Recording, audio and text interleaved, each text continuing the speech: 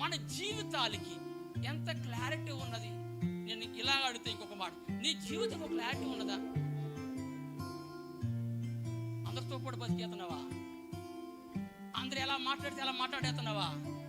అందరూ ఎలా వెళ్ళిపోతే అలా వెళ్ళిపోతున్నావా? అందరూ ఏం చేస్తే అలా చేస్తూ ఉన్నావా? ఇందుకు కాదు దేవుడు నిన్ను నన్ను ఏర్పరచుకోవడం. హల్లెలూయా.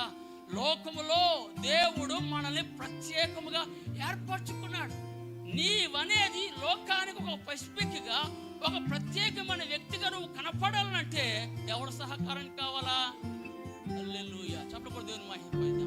కొందరిలో ఇచ్చిన మాట వచ్చింది, నీవంటే ఏంటో ఈ లోకానికి రుజువు కావాలి అంటే, దేవునికి సన్నిధానంలో నీవు ఒక ప్రత్యేకమైన వ్యక్తివి కావాలి అంటే, ఈరోజు మనకు అవసరమైనది పరిశుద్ధాత్మ దేవుడు. హల్లెలూయా. ఆ పరిశుద్ధాత్మ దేవుడు మనల్ని ఈ లోకంలో ఎలా ట్యూన్ చేయాలో, ఎలాగ క్రమపరచాలో, ఎలాగ సిద్ధపరచాలో, ఎలాగ నిన్ను ప్రోత్సాహపరచాలో, ఎలాగ ఉన్నతమైన కార్యాలు నీ జీవితంలో జరిగించి ఆయన ఉన్నతమైన మహిమ రాజ్యంలో చూడాలనేది నీ కోసం నా కోసమే ప్రాణం పెట్టిన యేసయ్య కోరుకుంటున్నాడో ఆ రీతిగా తీర్చిదిద్దడానికి పరిశుద్ధాత్మ దేవుడు మనకు